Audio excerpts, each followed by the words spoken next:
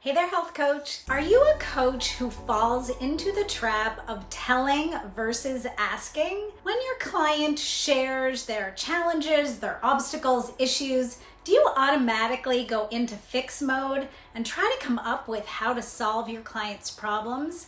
Do you automatically want to give a bunch of advice and suggestions and tell your client what to do? Well, if this is you, then stick around because today I'm sharing my thoughts on why this is not the best approach and what to do instead to be a better health coach. So let's start with a reminder of the coach approach and the coach mindset. So the coaching mindset is different from being the expert and having all the answers. Instead, coaching is built on listening, questioning, withholding judgment, opinion, and recommendations. Coaching is all about helping our clients discover, learn, and grow as humans, and to have a deeper understanding about themselves, to build their own confidence and capabilities, to develop self-efficacy, which is that belief in themselves that they can take action and be successful. So coaching is about providing an opportunity for our clients to think for themselves.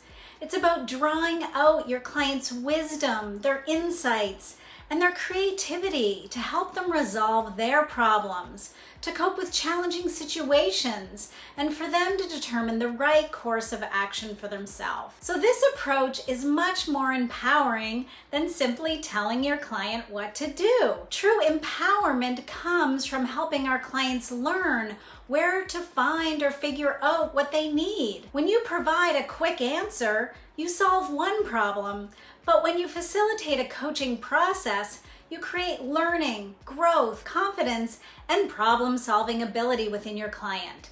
It's like the proverb, give a man a fish and you feed him for a day.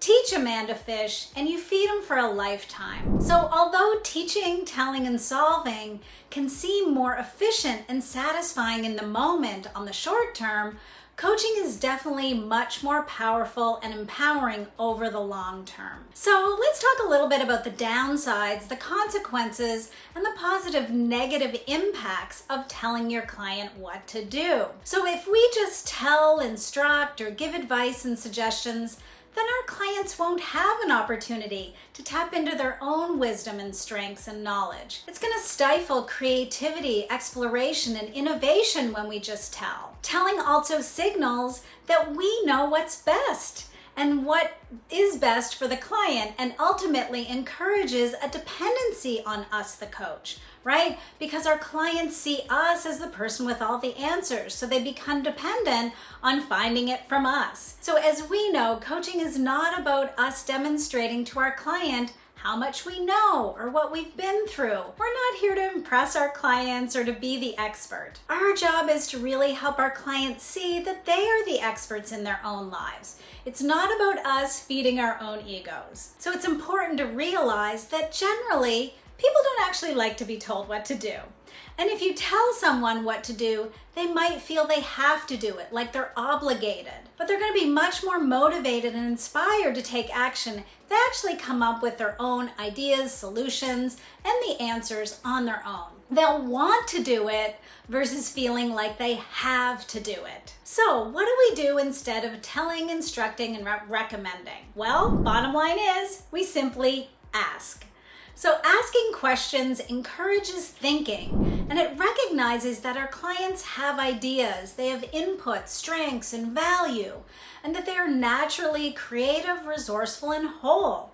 It acknowledges that they are not broken and they don't need to be fixed. So asking is an opportunity for us to demonstrate unconditional positive regard for our clients. So when you feel yourself starting to give a suggestion, to tell a client what to do, or to give your own personal opinion on a topic, what you do is simply ask a question instead. So in addition to what we've already discussed here today, here are 4 benefits of asking rather than telling.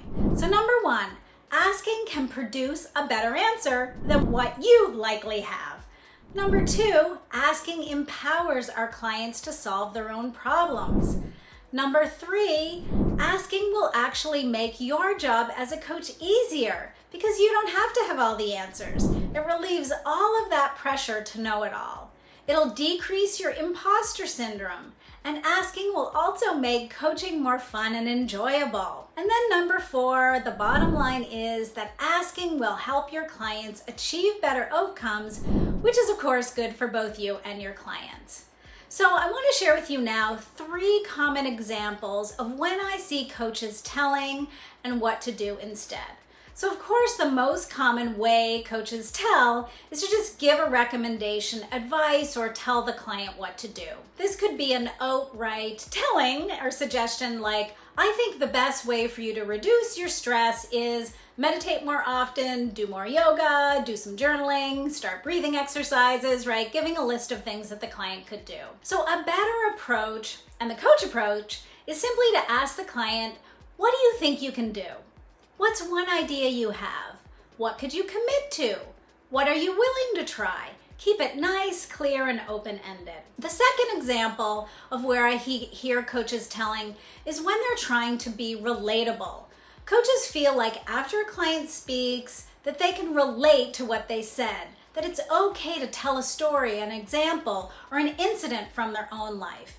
And yes, I absolutely believe that it is okay to be relatable in coaching, to build that rapport and that trust in the coaching relationship. But this would typically happen at the beginning, right? During discovery call or in your first session, as you're really getting to know one another and build that relationship. But after that, once the trust, rapport, and connection has been established, coaching becomes client-centered, right? You do not need to be relating to your client every time they say something that you can relate to. You don't need to keep sharing those personal stories. So instead of saying, oh my God, I totally get it, this one time, or I understand, I went through that too, back in 2012, this is what happened to me, right? Instead of telling your own story, simply reflect back what your client said. What I just heard you say is, or it sounds like, what I'm hearing is, and that's going to keep everything clear and client-centered, and then follow up with a high-mileage question that's going to take your client further into exploring their own situation. And then 3, another example of when I see coaches telling is after a client speaks, and instead of reflecting back what the client said, the coach starts to tell their own opinion on the situation. It usually starts with, I think this, or I believe this, and then the coach's opinion, thoughts, or ideas on the subject will come up. So again, the correct coach approach here is to use a reflective statement, what you heard the client say, and then to follow up with a high mileage question to deepen the client's understanding of themselves, their ideas, their struggles. Our role is to help our client learn more about themselves, right? And how they believe and how they think. It's not to share more about what we, the coach, think and what we've experienced. Okay, so to recap for today, as a coach, it is much better to ask questions instead of telling our client what to do or what we think. If we just tell, instruct, and give advice, then our clients won't have the opportunity to tap into their own wisdom, their strengths, and their own knowledge. It's going to stifle their creativity, their exploration, and the innovation. So on the other hand, asking and having our clients come up with their own answers is a much more empowering, and it really allows our clients to grow, learn, evolve, and to think for themselves. So when you find yourself wanting to tell, simply reflect back and ask a question instead. It's definitely going to be a win-win for both you and your clients. So I hope that's been helpful. I'm really happy to answer any questions that you have about this in the comments. Thanks so much for tuning in. Talk to you next time. Bye for now.